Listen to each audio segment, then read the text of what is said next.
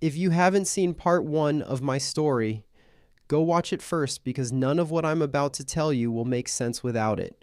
But for those of you who remember, I caught my husband Ryan's affair through our daughter's baby monitor. I heard him tell another woman, Danielle, that he loved her standing 10 feet from our sleeping baby in the exact room where I used to rock her to sleep every night. I want to remind you exactly how I got there because the details matter for what comes next. For months, I'd noticed small things I talked myself out of. The longer work trips, the phone he suddenly guarded, the new cologne, the showers the second he walked in the door.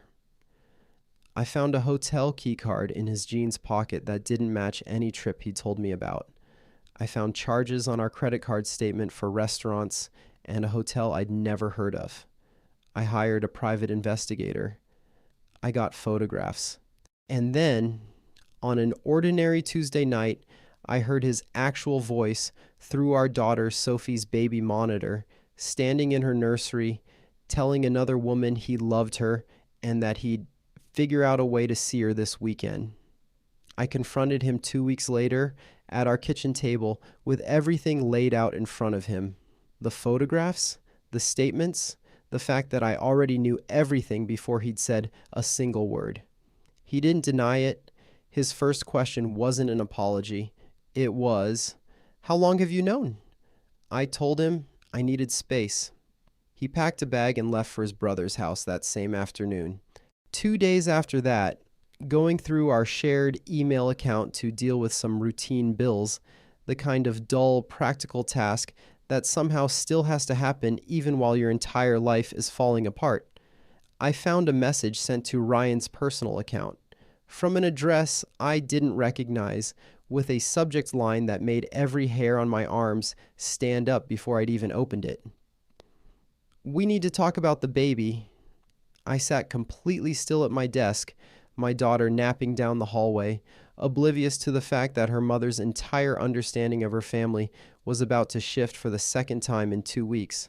I remember staring at that subject line for what felt like several minutes, unable to make myself click it open, some part of me already bracing for whatever was waiting on the other side. I finally opened it. I read it once and it didn't make sense. I read it a second time and it started to. By the third read, my hands were shaking so badly I had to set the phone down on the desk just to keep reading the screen clearly. Let me tell you exactly what that email said and everything, and I mean everything, that happened after I read it. Part 2, the email. The email wasn't from Danielle. That was the first thing that confused me because for 2 full days I'd been bracing myself for some kind of continued fallout connected to her.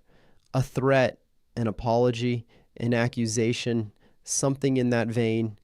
Instead, the sender's name was completely unfamiliar. A woman named Rebecca.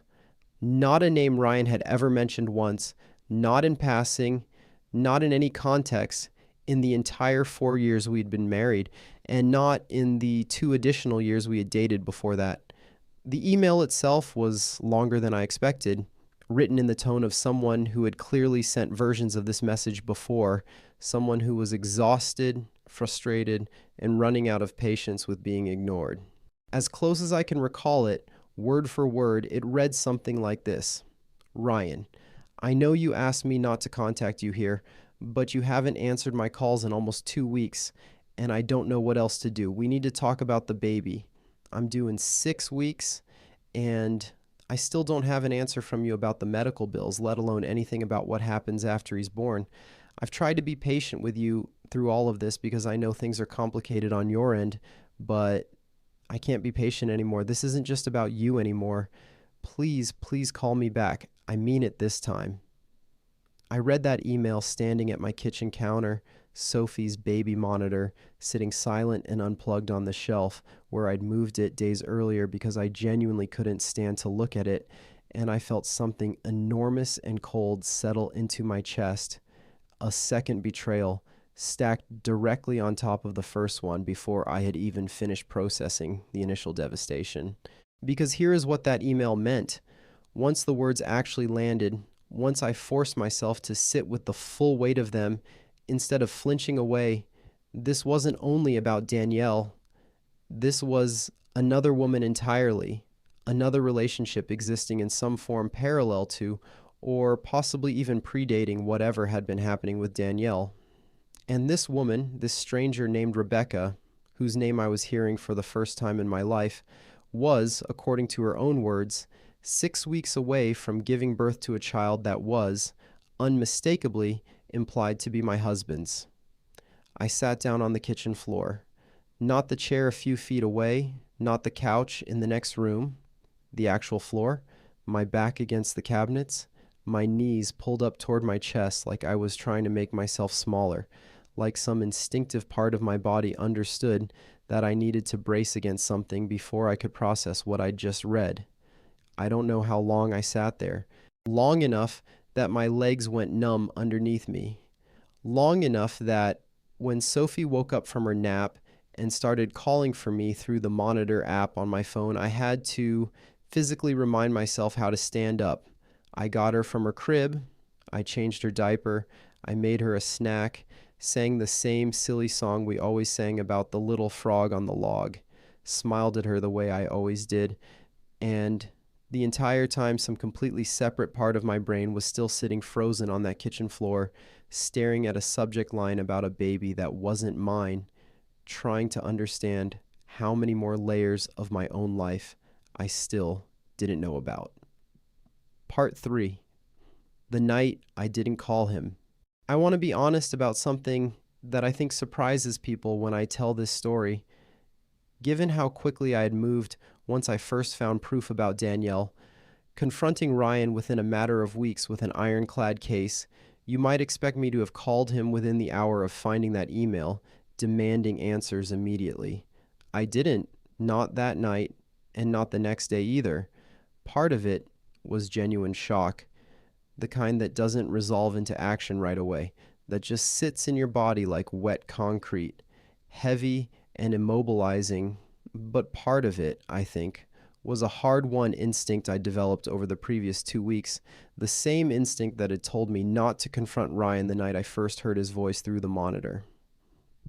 I had learned the difficult way that confronting him without a complete picture only gave him room to control the narrative, to soften the truth into whatever shape was easiest for him to survive. So instead of calling him, I spent that entire evening after Sophie went down for the night, sitting at my kitchen table with my laptop, searching for anything I could find about a woman named Rebecca connected in any way to my husband. It took hours. It felt, in some strange way, like repeating the exact same process I'd gone through weeks earlier with Danielle. The same quiet, methodical digging, the same sick feeling in my stomach every time a new detail surfaced. Eventually, I found her. A public social media profile, her privacy settings loose enough that I could piece together a rough outline of her life. She lived about 45 minutes away in a smaller town that I recognize with a jolt as a place Ryan visited semi-regularly for what he'd always described as routine site inspections for work. Trips I had never once questioned because they'd always seemed so mundane, so believable, exactly the kind of detail nobody thinks to fabricate. Her most recent public post from about 3 weeks earlier was a maternity photograph. Soft lighting, a flowing dress, her standing sideways with one hand resting gently on a clearly pregnant belly. No father pictured, no relationship status listed anywhere on her profile, just a simple caption about counting down the final weeks, with a string of heart emojis underneath from friends and family members I didn't recognize. I stared at that photograph for a long time. I want to explain something about how that felt, because it's a very particular kind of pain. Looking at a pregnant stranger and understanding with total certainty that she was carrying a child who would be permanently, unavoidably connected to my own daughter, to my own life, for the rest of both of our lives, whether I wanted that connection or not. I did the math obsessively that night, cross-referencing her apparent due date against the timeline of Ryan's affair with Danielle that I had already carefully built over the previous weeks.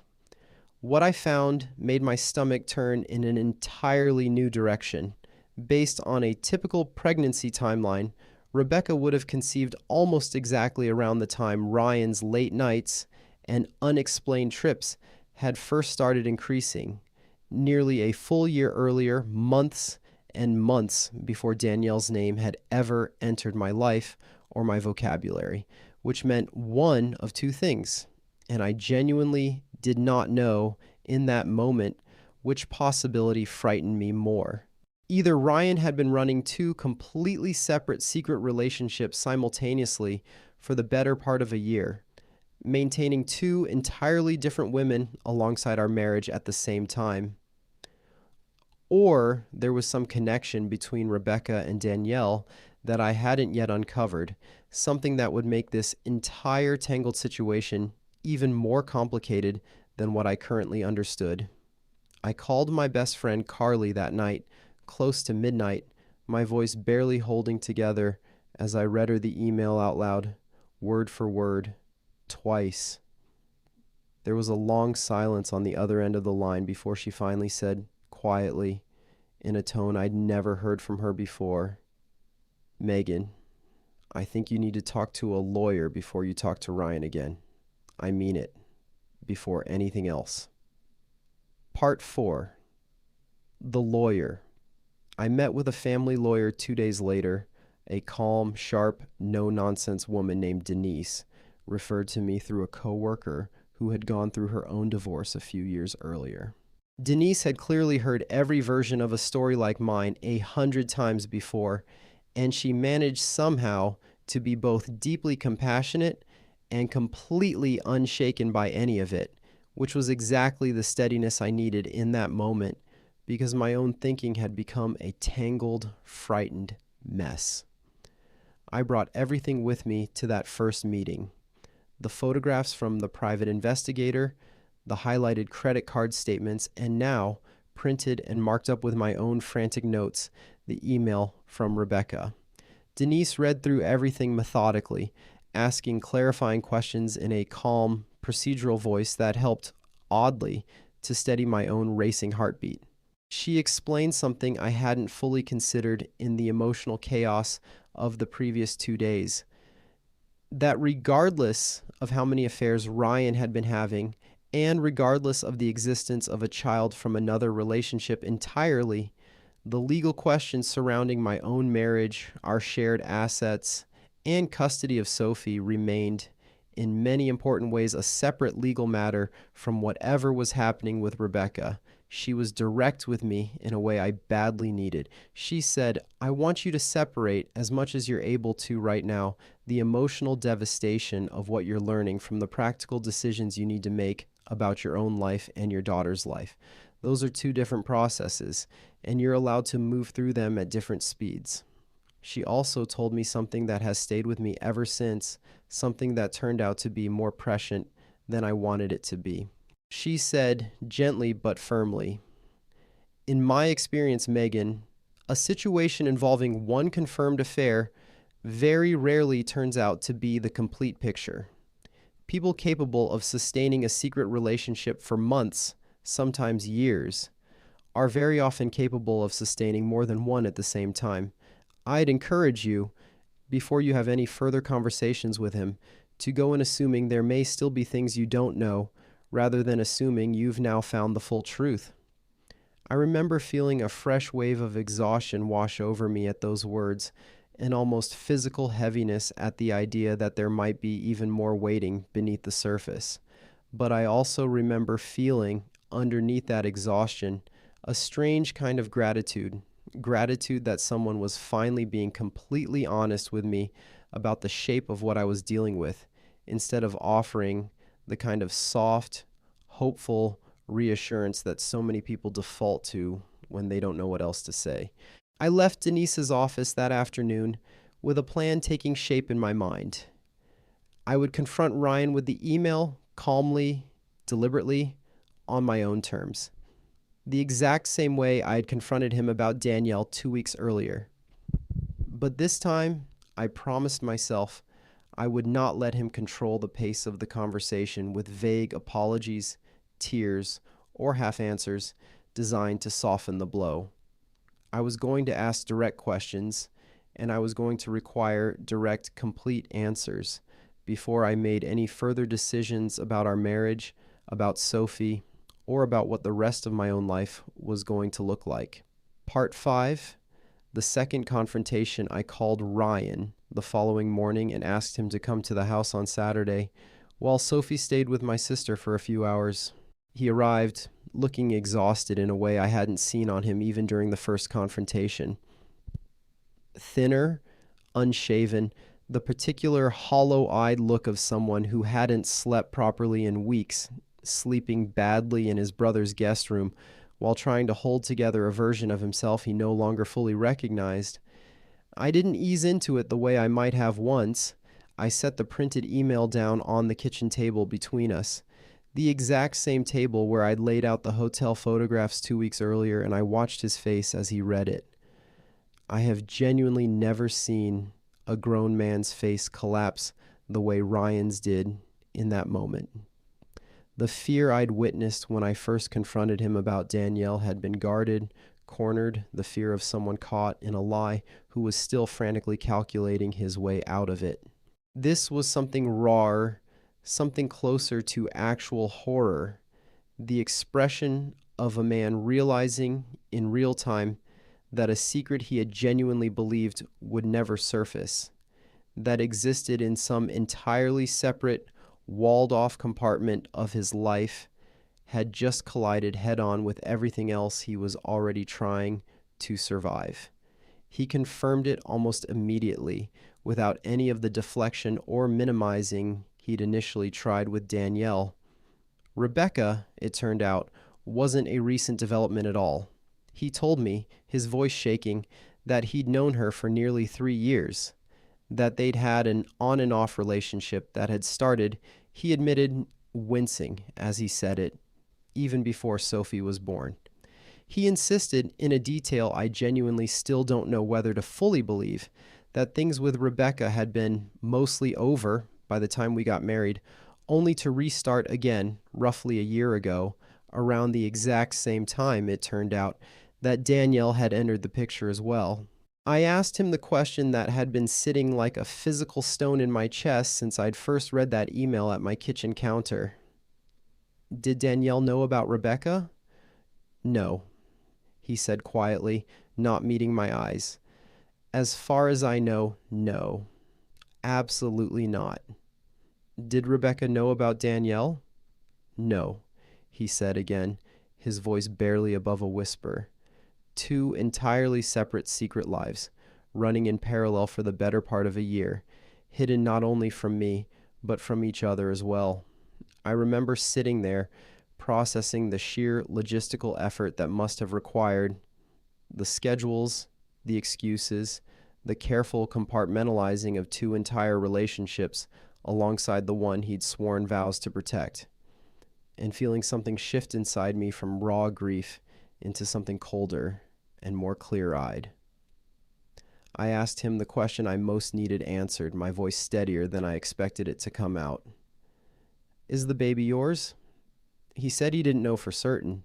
Rebecca had told him she was confident it was his, but he admitted, with what I can only describe as a strange, pathetic kind of honesty, that during the window she would have conceived she had also been seeing someone else on and off, and there was genuine unresolved uncertainty about paternity that neither of them had addressed directly, because he had spent weeks avoiding her calls entirely, hoping, in his own words, that the whole situation would somehow sort itself out, without him having to actually face it.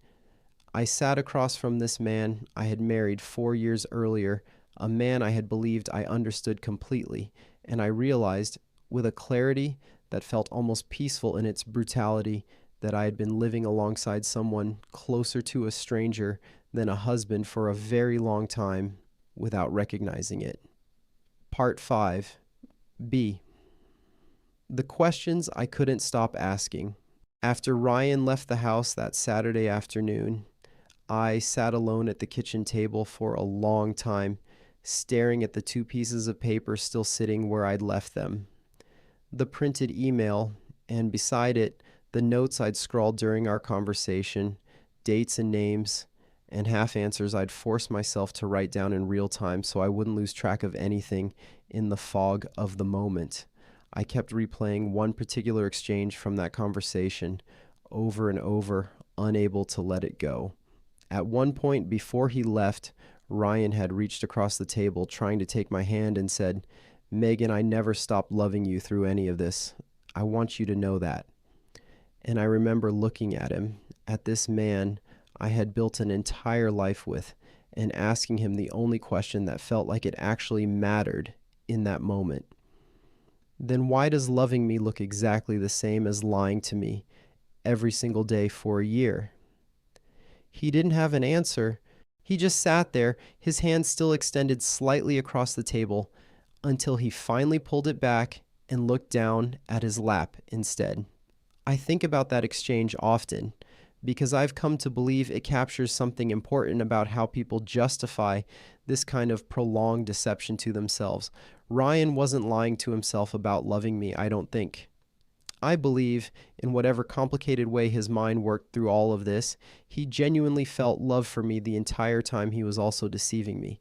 But I've learned through this entire ordeal that love without honesty isn't really love in any form that matters. It's just a feeling coexisting alongside actions that completely contradict it, and feelings alone were never going to be enough to hold a marriage together once I understood what those actions had actually been.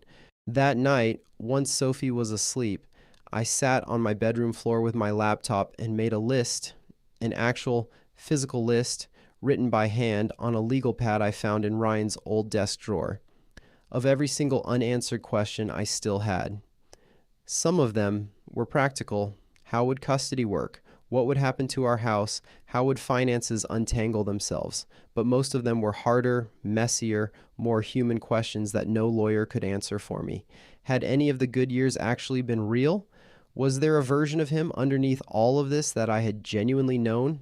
Or had I been constructing an entire person out of a performance the whole time? I didn't find answers to most of those questions that night. I'm not sure I've found complete answers to all of them even now, but writing them down, giving them physical shape on a page instead of letting them spiral endlessly inside my own head, was the first small step toward feeling like I had some measure of control over a situation that had, until that point, felt entirely out of my hands. Part 6. Telling my family. Before I go further into what happened with Rebecca, I want to talk about something that doesn't often make it into stories like this one: the process of actually telling the people in my own life what was happening in real time while I was still trying to understand it myself. I called my mother 2 days after that second confrontation. I remember sitting in my car outside her house, unable to make myself go inside and say the words out loud in person, needing the strange buffer of a phone call first. I told her everything. Danielle, the baby monitor, Rebecca, the pregnancy, all of it in one long, halting monologue that took almost 20 minutes to get through. My mother, to her enormous credit, didn't say a single word until I was completely finished. When I was done, she said quietly, "I need you to come inside right now, and I need you to let me hold you, because I think you have been carrying this entirely alone for far too long." That moment, sitting on my mother's couch, finally letting myself fully collapse into the kind of grief I'd been holding back for weeks in front of lawyers and in front of Ryan, was, in some ways, more important to my healing than almost anything else in this entire story. I had spent so long being the calm, methodical one, building cases, asking direct questions, refusing to let myself fall apart in front of the person who had caused all of it. I needed desperately to fall apart in front of someone who loved me unconditionally, with nothing at stake for either of us except my own well-being. Telling my father was harder in a different way, not because he reacted badly, but because I watched him struggle to control a level of anger I had genuinely never seen from him before.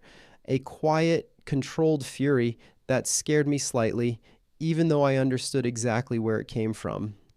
He asked me more than once if I wanted him to have a conversation with Ryan, and I told him gently that I appreciated the instinct, but that I needed to handle this myself, through the lawyer, through the proper channels, rather than through anything that might complicate the custody situation later. I tell you all of this because I think it matters. The unglamorous, unromantic work of simply telling the people in your life what has happened to you over and over in different rooms, in different tones, watching each person absorb the shock in their own way, is its own exhausting labor that nobody warns you about. By the time I told my parents, my sister, and Carly the full extent of what I now knew, I felt almost as depleted as I had the night I first read that email. Part 7. Meeting Rebecca. I want to explain something that might seem strange to some of you listening. About a week after that second confrontation with Ryan, I made the decision to reach out to Rebecca directly. Not out of anger toward her specifically, though I won't pretend there wasn't some complicated tangle of emotion involved. I reached out because I needed to understand fully and directly exactly what I was actually dealing with, rather than relying entirely on Ryan's version of events, which I no longer trusted even slightly, given everything else he had lied about for the better part of a year. Rebecca agreed to meet me at a quiet coffee shop about halfway between our two towns. She arrived visibly pregnant, visibly nervous, wringing her hands around a cup of decaf tea she never actually drank, and in a way that surprised me more than almost anything else in this entire ordeal, visibly relieved in some strange, tentative way to finally be speaking honestly with someone about a situation she had clearly also been carrying largely alone for months. She told me her side of things, and while I can't independently verify every single detail, the broad shape of her account matched what Ryan had already admitted to me directly. She had known Ryan on and off for years, through a mutual social circle from a previous job she'd worked.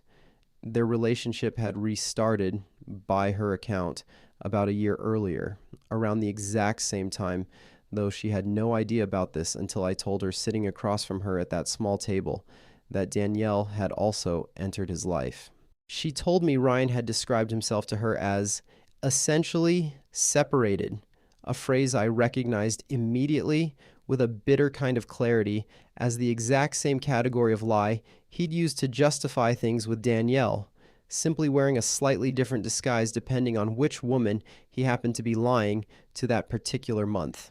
She told me, her voice cracking slightly, that she genuinely hadn't known he was married with a young daughter until several months into their renewed relationship, at which point, she insisted, she had tried to end things entirely, only for Ryan to convince her, over weeks of persistent contact, to give him time to sort things out before she cut him off completely. She got pregnant during that exact stretch of uncertainty. She admitted to me, with what looked like genuine shame flooding her face, that she had continued seeing someone else casually during a period when things with Ryan felt unstable and undefined, which was the source of the paternity question that neither of them had yet formally resolved. "I know how this looks," she told me, her hands trembling slightly around her untouched tea. "I know I don't have any right to expect sympathy from you, of all people, but I promise you I didn't know about your daughter for a long time, and I definitely didn't know about anyone named Danielle, not until you just told me a few minutes ago. I sat with her for almost 2 hours that afternoon. I left that coffee shop with a strange, complicated feeling I hadn't expected to have. Not forgiveness toward Rebecca exactly, the wound was still far too fresh and far too tangled for anything that neat, but a genuine recognition that she, too, had been lied to, manipulated with a version of "we're basically separated" that Ryan had apparently deployed with practiced, chilling ease across at least 2 entirely separate relationships running simultaneously. My anger, which had been diffuse and enormous for days, spreading out in every direction at once, started to organize itself more precisely, more specifically, around one single person. Part 8. The Waiting. The weeks that followed that meeting were some of the strangest of my entire life. A strange, suspended waiting period, caught between the life I'd been living and whatever life was coming next, unable to fully move forward in either direction. I continued going through the motions of daily life with Sophie, daycare drop-offs, dinner, bath time, the same silly songs about the little frog on the log, while simultaneously managing an increasingly complex web of lawyers, custody discussions, and the strange, unprecedented question of how, exactly, I was supposed to relate to a woman I'd met exactly once who was carrying a child who would be permanently connected to my own daughter's life. I remember one particular night during this period, lying awake next to an empty space in the bed where Ryan used to sleep, doing something I hadn't expected to do, trying to imagine, honestly, what my life would look like a year from that moment. Would I still be angry? Would Sophie eventually understand any of this? And if so, how would I explain it to her in a way that didn't damage her own sense of security? Would I ever trust anyone again the way I'd once trusted Ryan before any of this began?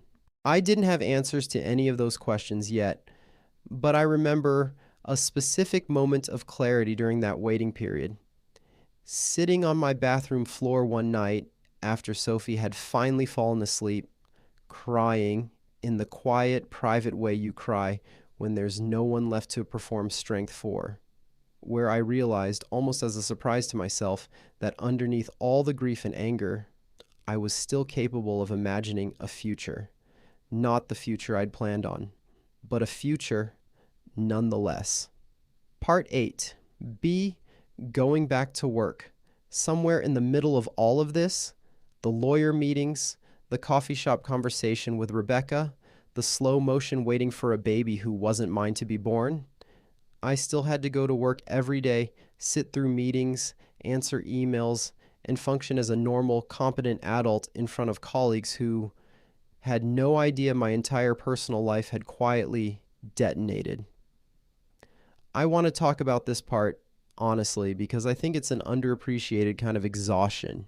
I worked in project coordination for a healthcare logistics company, a job that required focus, attention to detail, and a calm, professional demeanor with vendors and internal teams throughout the day.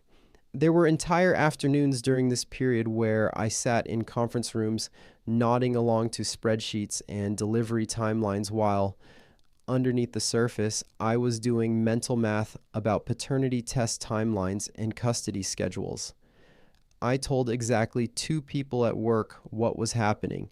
My direct supervisor, a woman named Tony, who had become something close to a work mom figure over my 4 years there, and one close colleague, Priyanka, who sat 2 desks away from me and had noticed correctly that something was very wrong. Tony was, without hesitation, enormously supportive, quietly adjusting a few of my deadlines during the worst weeks without ever making me feel like I was being treated as fragile or incapable. Priyanka became someone I'd occasionally step outside with during a break, just to breathe for 5 minutes without having to perform normalcy. I bring this up because I think stories like mine sometimes skip over the fact that devastating personal crises don't actually pause the rest of your life. Bills still needed paying. Daycare pickup still had a strict 5:30 deadline. Performance reviews still happened on schedule. I remember being almost proud of myself in a strange, exhausted way for managing to hold that professional version of myself together during a period when everything else in my life felt like it was actively falling apart, piece by piece, in real time. By the end of that waiting period, Rebecca was just over a week from her due date. I had built my case, told my family, met the other woman face to face, and made peace, as much as I could, with everything I now knew. But I still had one question left that no amount of digging, no conversation with Ryan or Rebecca could answer for certain. A question that only a laboratory could actually settle. Was Ryan really the father of that baby? To be continued. I'm going to stop the story right here because what happened once that baby was born and what the test results actually revealed deserves its own telling, and I promise you, it changes the shape of this story one more time before it's truly over. If you want to know what the DNA test revealed and how this entire story finally came to an end, make sure you're subscribed because part 3 is coming very soon, and I don't want you to miss it. Thank you so much for listening. Take care of yourselves, trust your instincts, and I'll see you very soon for the final part of this story. If you haven't seen parts 1 and 2 of my story, go watch them first because this final part won't make sense without everything that came before. But here's where we left off. I caught my husband Ryan's affair through our daughter's baby monitor, discovered a second woman named Rebecca through an email that revealed she was pregnant with his child, confronted him a second time, and met Rebecca face to face at a coffee shop. By the time she was just over a week from her due date, I had built my entire case, told my family, and made peace as much as I could with everything I now knew. But one question remained that no amount of digging could answer for certain. Was Ryan actually the father of that baby? Let me tell you what happened when we finally got the answer and everything that came after.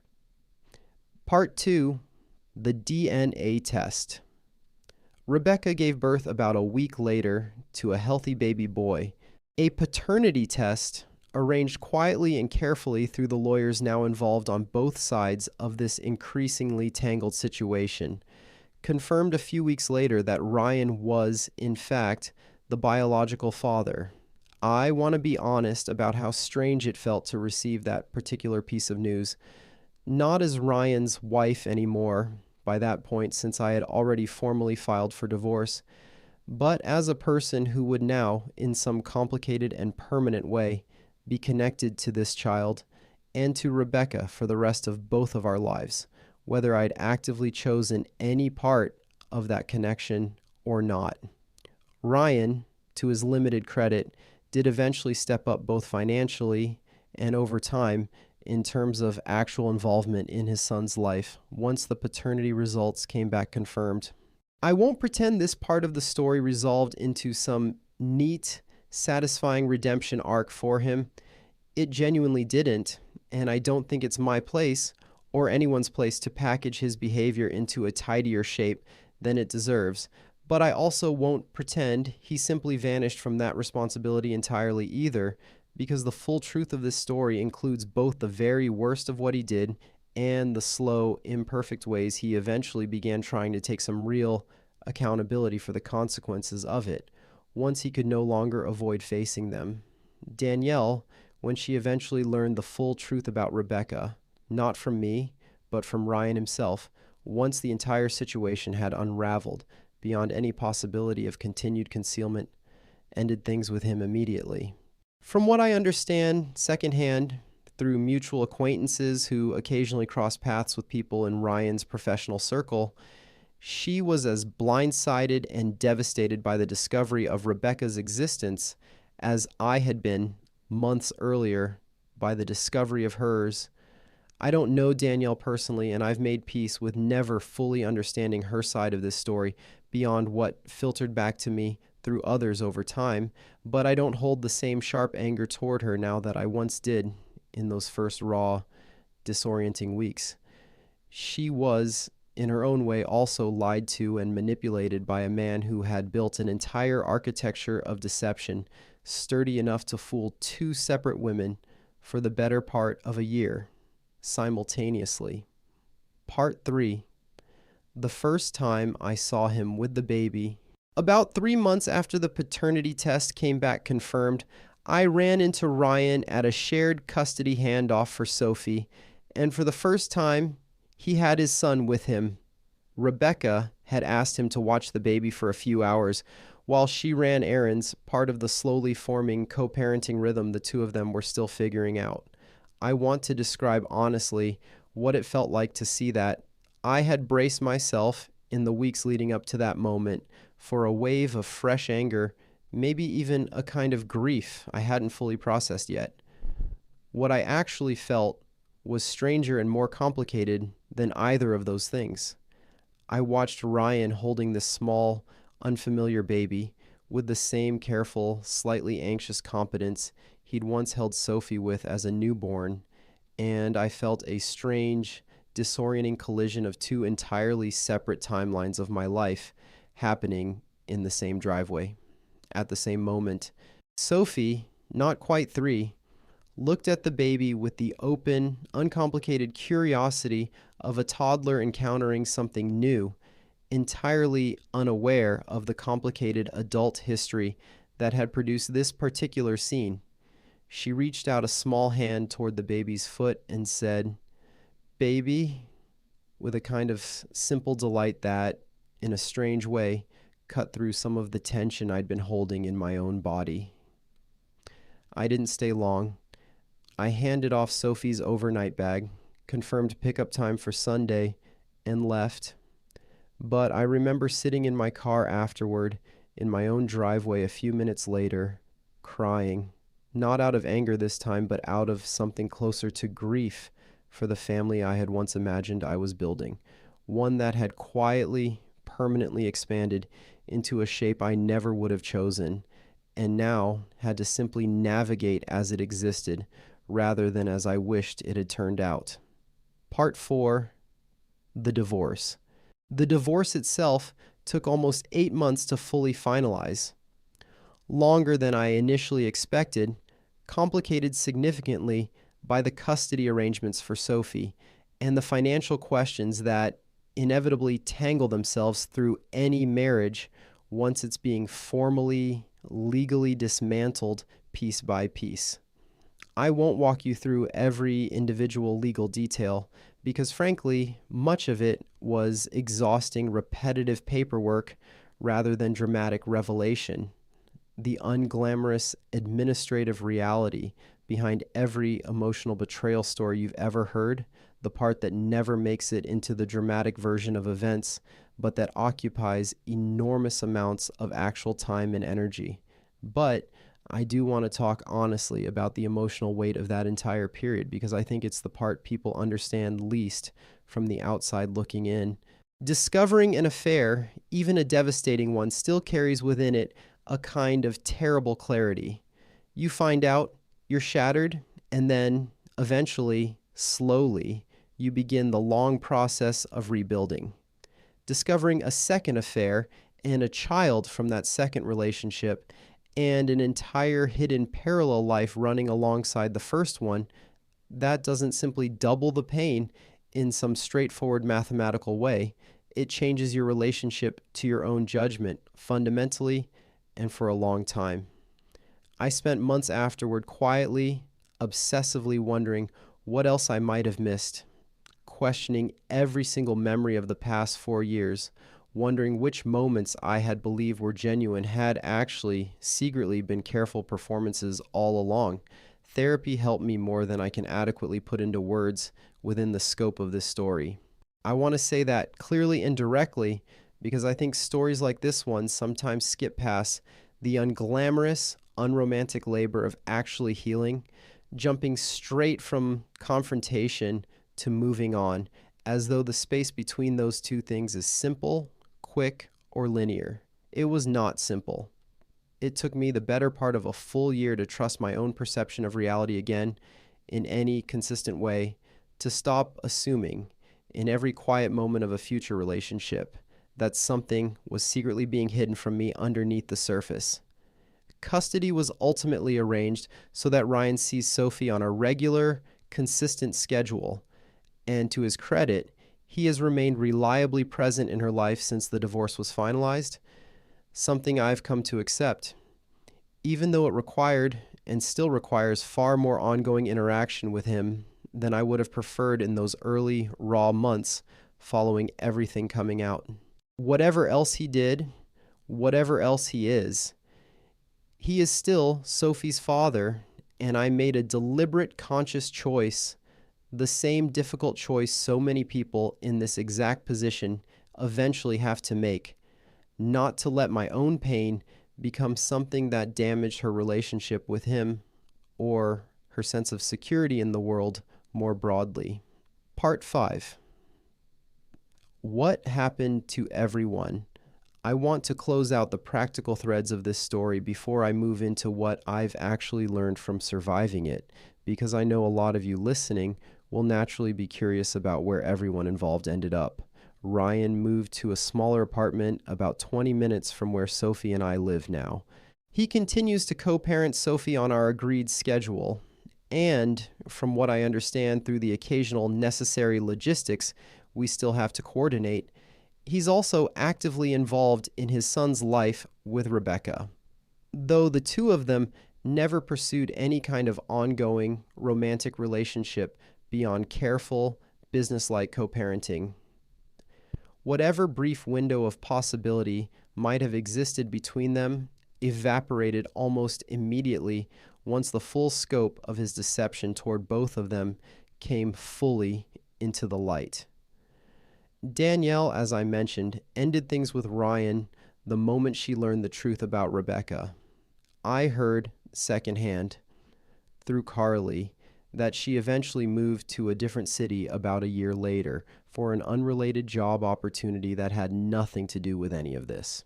I genuinely wish her well in the strange, distant way you can find yourself wishing well for someone whose life briefly, painfully collided with the wreckage of your own through absolutely no fault of her own making. Pete, Ryan's co-worker who had known about the affair with Danielle for months without ever telling me, remains someone Ryan is still occasionally friendly with, though I've since heard, through Carly, that Pete's own wife had a genuinely difficult time reconciling with what her husband's prolonged silence had ultimately cost me. Their friendship with Ryan and me as a couple, back when we still were one, never really survived the fallout in quite the same shape it once had. And Rebecca and I have surprisingly maintained a kind of cautious, careful cordiality since all of this happened, mostly because our children, Sophie and her son, are permanently connected to each other in a way that neither of us chose, but both of us now have to navigate for the rest of our lives, whether we like it or not.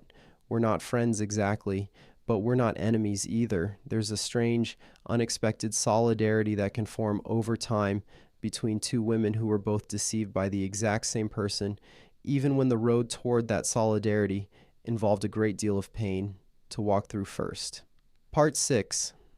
What I've learned, it's been almost 2 years now since I sat at my kitchen table listening to my husband's voice through a baby monitor, and I want to share honestly what I've actually taken away from all of this, because I think it matters far more than the drama of the discovery itself ever could. I've learned that one secret very rarely exists in complete isolation.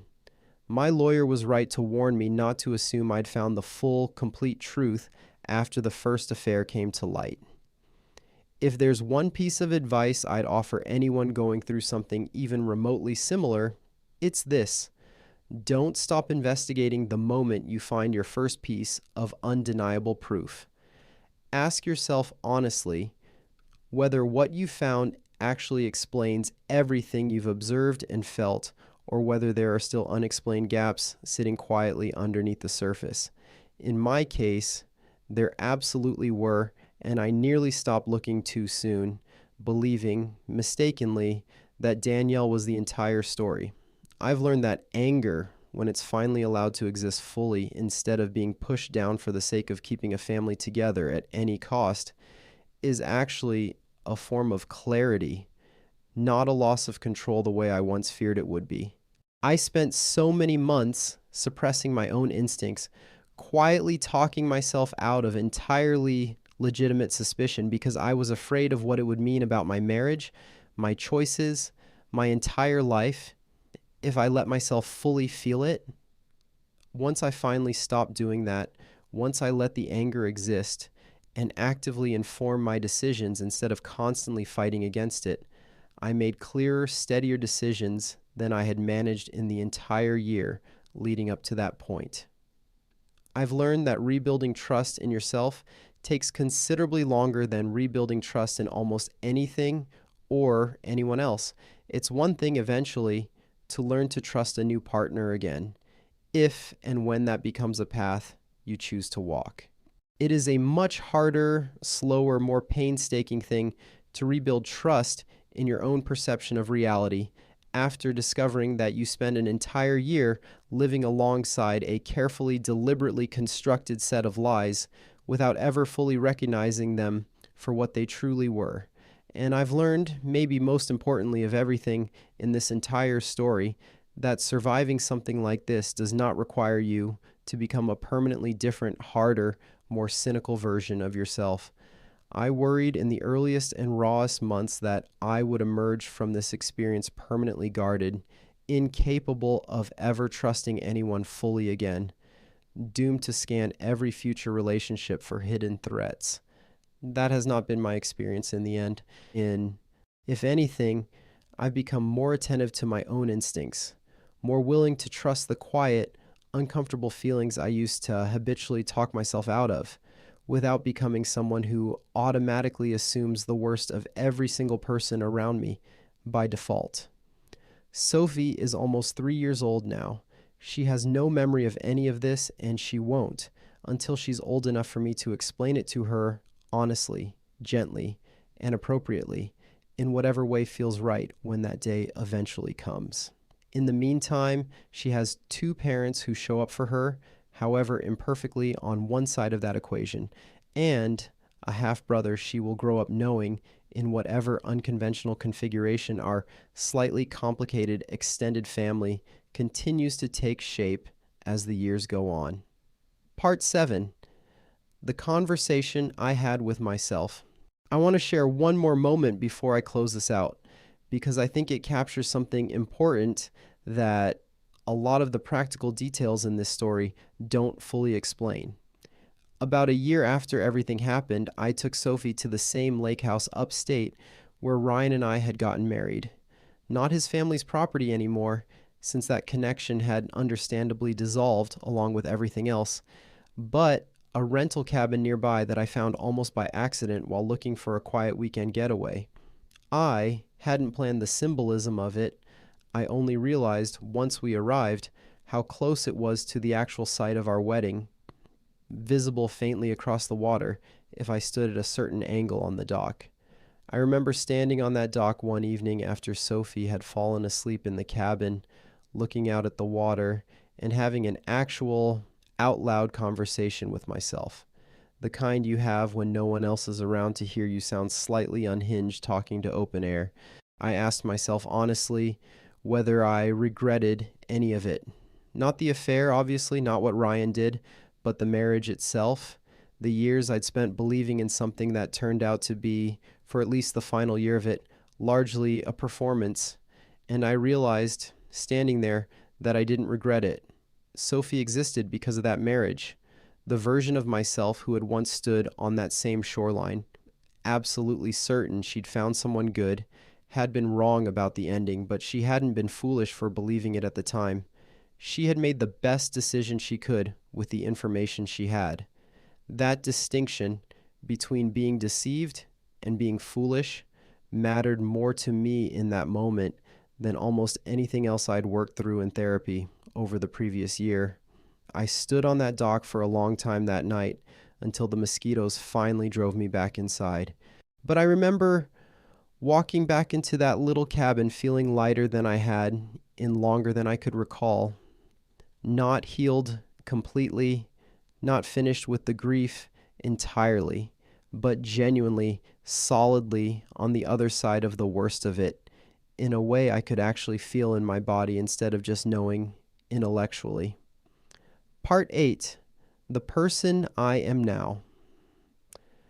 I want to end this story not with the practical logistics, but with something more personal, who I actually became on the other side of all of this. For a long time after the divorce was finalized, I assumed I would spend years single, unwilling to risk the kind of vulnerability that had cost me so much before. And for the first year, that's exactly what happened. I focused entirely on Sophie, on rebuilding my own sense of stability, on the slow, unglamorous work of therapy, and self-trust. About 18 months after everything came out, I started very cautiously dating again. I won't pretend it was easy. My first few attempts were marked by an almost involuntary hypervigilance, reading too much into a delayed text response, feeling my stomach drop at a phone that buzzed and was turned face down, recognizing with a kind of exhausted self awareness that I was projecting an entire year of betrayal onto men who had genuinely done nothing to deserve that suspicion. Slowly, though, with the help of an excellent therapist and the patience of a few genuinely kind people I dated along the way, I started to recalibrate. I learned to distinguish between an instinct worth listening to and a fear worth naming out loud and examining honestly, rather than simply acting on it blindly. That distinction, subtle as it sounds, has made all the difference in how I move through the world now.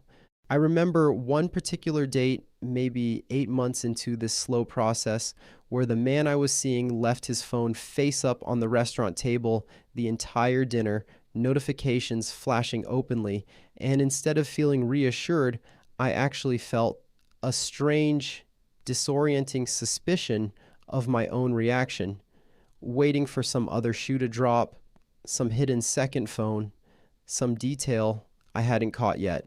I mentioned this to my therapist the following week, half laughing at my own paranoia, and she said something that stuck with me. You're allowed to notice that you're looking for danger that isn't there. Noticing it is actually the healing. The goal was never to stop feeling suspicious instantly. It was to be able to catch yourself doing it and ask whether the suspicion is actually about the person in front of you or about someone who is no longer part of your life at all. That reframing helped me more than almost anything else I learned in that entire process. I'm seeing someone now, someone I met almost a year ago, someone who knows this entire story, every detail of it, because I made the deliberate choice early on to be completely transparent about what I'd survived rather than hiding it out of some misplaced sense of shame. He has been in every measurable way exactly what he presents himself to be consistently over the better part of a year now. I don't say that as a fairy tale ending because I don't think this story needs one or deserves the false neatness of one. I say it simply as an honest update. Healing is possible. Trust, rebuilt slowly and carefully, is possible. A good, ordinary, unremarkable kind of happiness after something this devastating is genuinely possible. Part 9, a note on Ryan's parents. There's one more relationship from this story I haven't touched on yet, and I think it deserves its own space here because it surprised me more than almost anything else in the entire aftermath. Ryan's parents, his mother especially, had always been warm toward me throughout our marriage in a straightforward, uncomplicated way that never gave me any reason for concern. When everything came out, I fully expected, based on other stories I'd heard from friends who'd gone through similar situations, that his family would circle protectively around him, minimize what he'd done, or quietly blame me in some way for not seeing the signs sooner. That is not what happened. His mother called me the week after the second confrontation, her voice shaking, and told me she was ashamed of her son in a way she had never imagined she'd have to say out loud about her own child. She asked if she could still see Sophie regularly, and I told her honestly that nothing about what Ryan had done changed how I felt about her as a grandmother to my daughter. That relationship has remained steady and unchanged in the 2 years since, something I'm quietly grateful for because Sophie deserves as much stable, loving family around her as possible, regardless of how her parents' marriage ended. His father, by contrast, struggled more visibly to reconcile the version of Ryan he thought he knew with the version now unfolding in front of him. I heard through Ryan himself during a custody handoff months later that his father had barely spoken to him for almost 3 months after finding out the full scope of everything. Not out of loyalty to me specifically, but out of what Ryan described as genuine disappointment in the values he thought he'd instilled in his own son. I don't know exactly how that relationship has evolved since, and it isn't really mine to know anymore. But I mention it because I think it's worth remembering that betrayal like this doesn't only fracture the marriage at its center, it sends smaller shockwaves rippling outward through an entire extended family, reshaping relationships that had nothing directly to do with the affairs themselves. Outro. Thank you so much for sticking with me through all three parts of this story. I know it took a lot of unexpected turns along the way, and I promise you every single detail I've shared actually happened, even the parts that feel almost too dramatic to be believable. Sometimes real life really is stranger and more layered than anything you could ever invent from scratch. If this story resonated with you in any way, or if you've been through something even remotely similar in your own life, please share your own experience in the comments below. I read every single one, and honestly, hearing from this community over the past 2 years has helped me process my own story more than most of you probably realize. Don't forget to subscribe, because I have more true stories coming every single week. And trust me, some of them are even more shocking than this one. Take care of yourselves, trust your instincts, and I'll see you in the next story.